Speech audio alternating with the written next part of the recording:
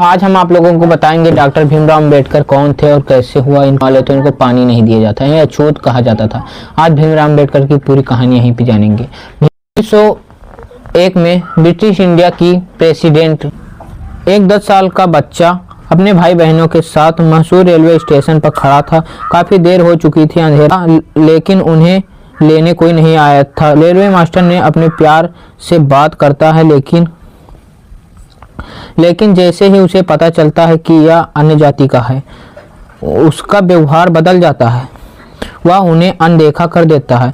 बैलगाड़ी वाले भी जाति के कारण मना कर देते हैं। मजदूरी में बच्चे खुद ही बैलगाड़ी चलाते। रास्ते में प्यास लगती है, पानी भी नहीं मिलता है। यह बच्चा आगे चलकर भारत का संविधान का निर्माण। इनका नाम था डॉक्टर भीमराव रामजी अम्बेडकर। भीमराव अम्बेडकर का जन्म 14 अप्रैल 1891 को महू मध्य उत्तर प्रदेश में हुआ था। वे महार जाति से थे। उस जाति से अछूत माना जाता था। जब उसके पिता रामजी मालोजी थे, स्कूल में भीमराव को भयानक भेदभाव झेलना पड़ता। उन्हें क्लास में सबसे अलग बोरे पर बैठने को दिया जाता था। अगर चपरासी ना हो तो प्यासे रह जाते थे। अगर कोई वहां पे चपरासी ना हो तो वो प्यासे रह जाते थे। इतनी उनकी समस्या थी। शिक्षक कृष्ण केशव अम्बेडकर में उनकी प्रतिभा पहचानी और अपना सरनेम दिया।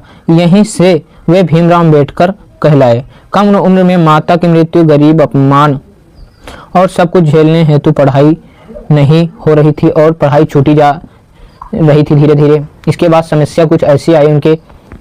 अब 1907 में मैट्रिक पास करने वाले वे अपनी जाति के पहले छात्र बने। बदौड़ सायाजीराव गायकवाड़ की छात्रवृत्ति से उन्होंने उच्च शिक्षा पाई। 1913 में अमेरिका जाकर कोलंबिया यूनिवर्सिटी में MBBS PhD की। वहां पहली बार उन्होंने बिना जातिगत विभेद जीवन जिया।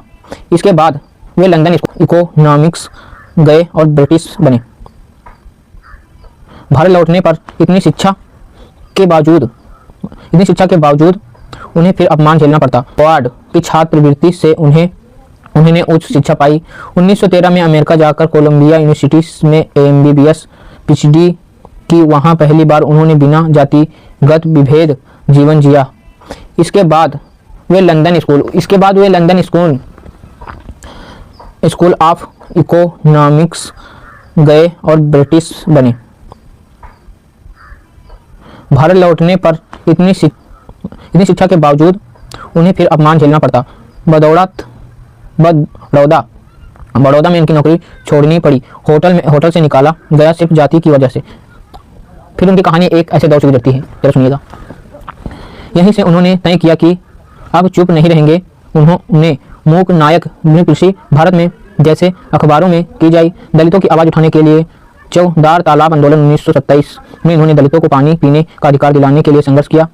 उन्होंने मनुस्मृति जलाई और साफ कहा, हम इंसान हैं, किसी के गुलाम नहीं। ऐसे डॉक्टर भीमराव अम्बेडकर ने कह दिया।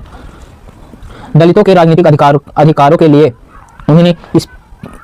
उन्होंने सेपरेट इलेक्टोरेट की मांग की। गांधी जी ने मतभेद हुए। पूना पैक्ट 1932 में हुआ, जिसमें अलग निर्वाचन व्यवस्था खत्म हुई, लेकिन अशिक्षित सीटें बड़ी। अम्बेडकर RBI के स्थापक में भी वह महसूर निभाई। 1947 में आज़ाद के बाद भी अहम भूमिका निभाई। 1947 में आज़ादी के बाद वे भारत के पहले कानूनी मंत्री बने जो संविधान निर्माण समिति के अध्यक्ष बने। उन्होंने ऐसा संविधान लिखा जिससे हर नागरिक को समानता, स्वतंत्रता और न्याय मिल सके। ऐसा संविधान लिखा जिससे हर कोई न्याय चल सके और न्याय में रहे। और पुलिस जैसे हैं सभी लोग साफ और मानव भी। उन्हें लाखों अनुयायियों के साथ बौद्ध धर्म अपनाकर यह कहते हुए 6 दिसंबर 1956 में बाबा साहब का निधन हुआ, लेकिन विचार अमर हो गया।